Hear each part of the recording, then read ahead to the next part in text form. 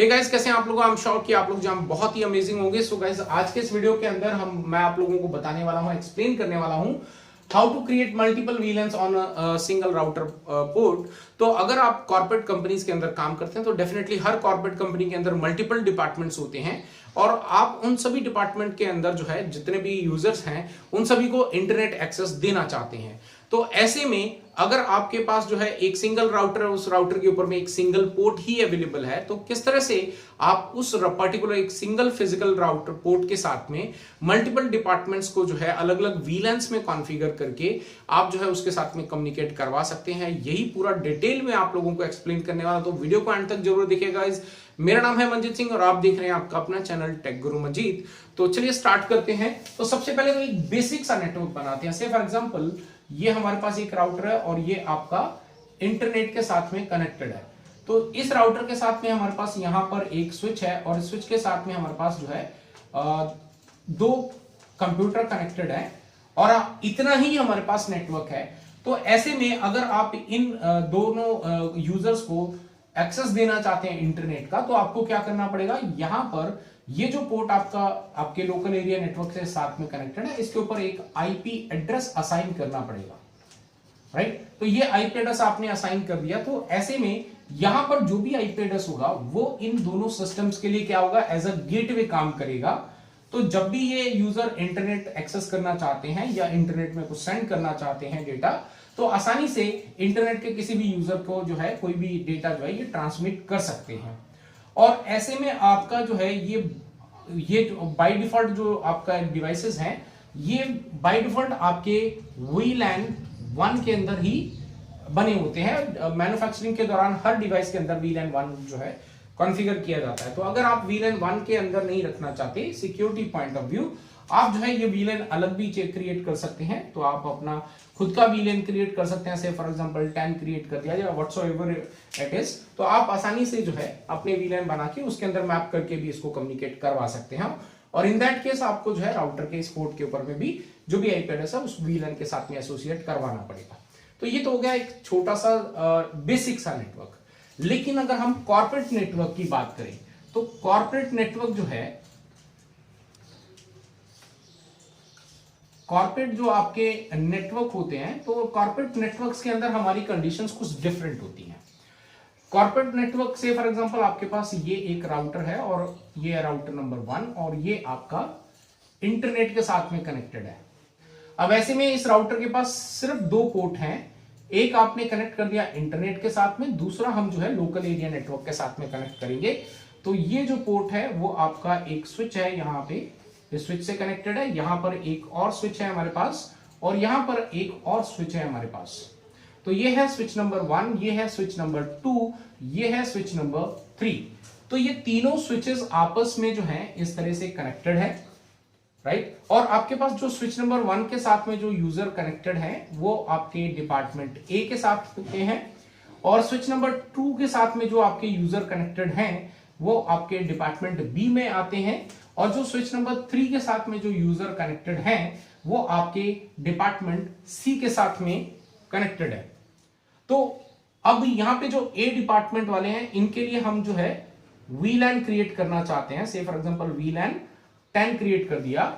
Department B के लिए हमने यहां पे VLAN 20 क्रिएट कर दिया और डिपार्टमेंट C के लिए हमने VLAN 30 क्रिएट कर दिया, राइट। और अकॉर्डिंगली हमने यहां पे डिपार्टमेंट A को एक क्लास A का IP एड्रेस दे दिया 10.0.0.0/8 क्लासफुल IP एड्रेस और डिपार्टमेंट B को जो है हमने यहां पे B क्लास का IP एड्रेस दिया विच इज 172.16.0.0/16 और डिपार्टमेंट C को हमने जो है क्लास C का IP एड्रेस दिया which is 192.168.10.0/24। अब हमने यहाँ पे डिपार्टमेंट A, B, C तीनों को अलग अलग IP सीरीज दी है, प्लस उसके साथ में हमने अलग अलग क्लास का भी इस्तेमाल किया है। तो अब अगर हम इस फिजिकल राउटर की बात करें, इस राउटर का जो फिजिकल पोर्ट है इसके ऊपर में हम जो है सिर्फ एक सिंगल आईपी एड्रेस ही असाइन कर सकते हैं, या तो क्लास आपके वीलैन 10 का, या वीलैन 20 का, या फिर वीलैन 30 का। बट हमें जो है ये तीनों ही डिपार्टमेंट को इंटरनेट एक्सेस प्रोवाइड करना है। In that case suppose for department A V have the gateway ID is gateway IP address is 10.0.0.1, for department B 172.16.0.1, and for department C 192.168.10.1.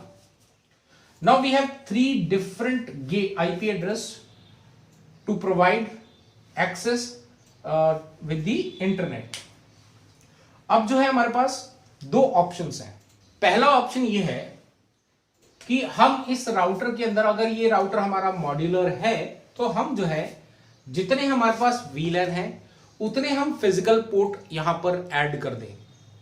But ये जो है एक सही तरीका नहीं है, बिकॉज से फॉर एग्जांपल अभी तो हमारे पास सिर्फ 3 है, तो हम 2 पोर्ट और ऐड करके इनको कम्युनिकेट करवा सकते हैं, कॉन्फ़िगर कर सकते हैं।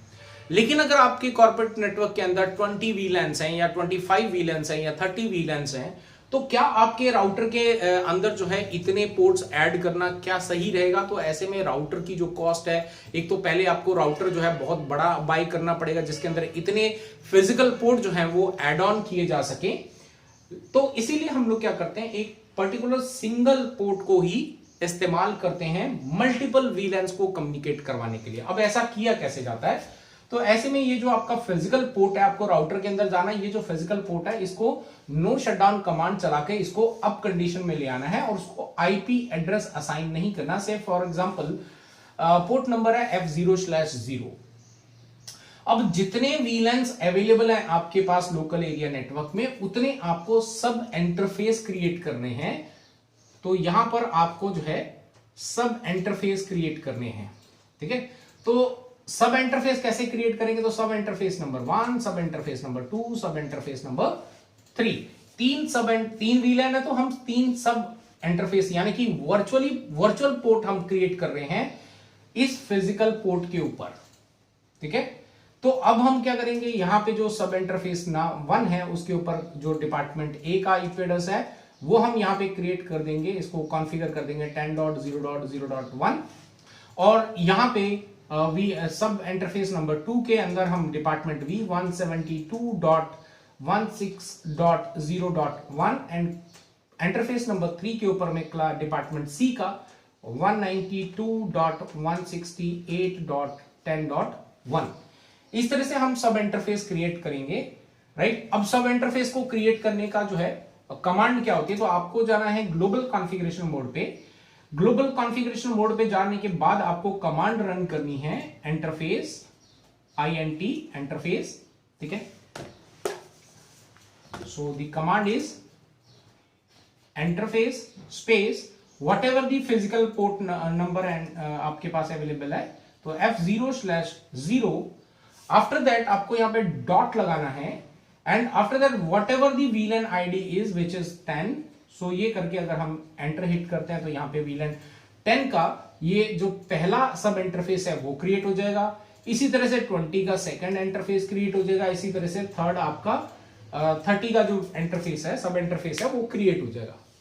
अब क्योंकि ये सारे सब इंटरफेसेस जो हैं वो एक ही फिजिकल पोर्ट के ऊपर में कनेक्टेड हैं और इनके ऊपर डिफरेंट उनके रेस्पेक्टिव VLAN के साथ का एसोसिएट का जो है आईपी एड्रेस हमने कॉन्फ़िगर कर दिया, तो इजीली अब ये जो सिंगल फिजिकल पोर्ट है ये तीनों ही VLAN का जो डेटा है वो ट्रांसमिट करेगा।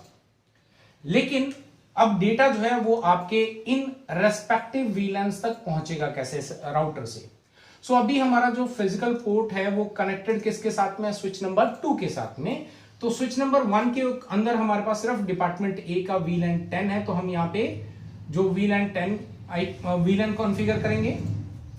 स्विच नंबर 3 पे VLAN 30 कॉन्फ़िगर करेंगे। लेकिन स्विच नंबर 2 जो है वो आपका स्विच नंबर 1 को भी डेटा ट्रांसमिट कर रहा है और स्विच नंबर 3 को भी डेटा ट्रांसमिट कर रहा है। तो यहां पर जो खुद के पास इसके सिर्फ VLAN 20 है, राइट। तो VLAN 20 कॉन्फ़िगर करके आप छोड़ देंगे तो आपका जो डिपार्टमेंट ए एंड डिपार्टमेंट जो सी है, इन दोनों का पास में डेटा कम्युनिकेशन नहीं होगा। रीजन बीइंग कि राउटर तो डेफिनेटली आपका डेटा जो है स्विच तक पहुंचा देगा, बस बिकॉज आपके स्विच नंबर 2 को नहीं पता है कि आपके लोकल एरिया नेटवर्क के अंदर VLAN 10 या VLAN 30 जो है वो अवेलेबल है या कॉन्फ़िगर किया गया है या नहीं किया गया है। तो ये जब भी VLAN 10 या VLAN 30 के लिए कोई डेटा आएगा तो ये उसको ड्रॉप कर देगा। सो अगर आप चाहते हो कि ये स्विच नंबर 2 जो है VLAN 10 का और VLAN 30 का डेटा उनके रेस्पेक्टिव स्विचेस को ट्रांसफर करे, तो आपको क्या करना है, यहाँ पे स्विच नंबर 2 पे VLAN 10 भी कॉन्फ़िगर करना पड़ेगा और VLAN 30 भी कॉन्फ़िगर करना पड़ेगा। भले ही हम उनको कोई भी पोर्ट के साथ का मेंबर नहीं बना रहे, कोई भी जो पोर्ट है स्विच नंबर 2 का वो भले ही आपके इन दोनों VLAN के कोई भी मेंबर नहीं बनेगा, लेकिन इस पे हमें कॉन्फ़िगरेशन जरूर करना पड़ेगा। अब जब हमने कॉन्फ़िगर कर दिया, उसके बाद अगर राउटर जो है स्विच नंबर 2 को VLAN 10 का डेटा देगा, तो स्विच नंबर 2 को पता है कि 10 जो VLAN है वो इनके नेटवर्क में अवेलेबल है, so it will send the data to switch number 1 और VLAN 30 का data it will send to switch number 3। So ये एक तरीका है कॉर्पोरेट नेटवर्क्स के अंदर सिंगल पोर्ट को इस्तेमाल करके मल्टीपल VLANs को कॉन्फ़िगर करने का तरीका। सो गाइज आई होप कि आप लोगों को जो है ये पूरा समझ में आया होगा, इससे आपको कुछ सीखने को मिला होगा, आपका नॉलेज एनहेंस हुआ होगा। सो अगर आपको ये वीडियो अच्छा लगा है तो लाइक करें, शेयर करें और प्लीज आपने जो भी फ्रेंड सर्कल है जो IT में काम करते हैं उनके साथ में शेयर कर सकते हैं, तो हम्बल रिक्वेस्ट है इसको शेयर कर दें। और अगर आप जो है नए हैं मेरे चैनल के ऊपर, please hit the subscribe button down below और उसके साथ साथ में बेल आइकन जरूर दबा दीजिएगा, सो दैट कि हमारा जो नया वीडियो अपलोड होगा तो उसका नोटिफिकेशन जो है वो आप तक पहुंचाया जा सके।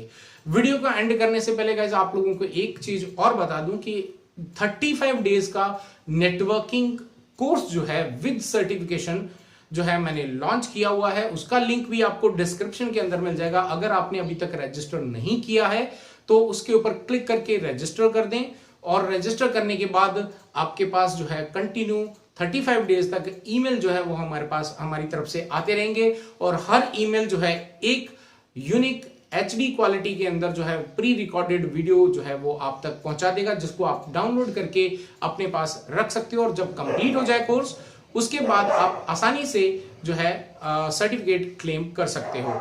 सो आज के इस वीडियो के लिए गाइस इतना ही, फिर मिलते हैं एक और नए वीडियो के साथ। Till then stay safe, stay at home, good bye.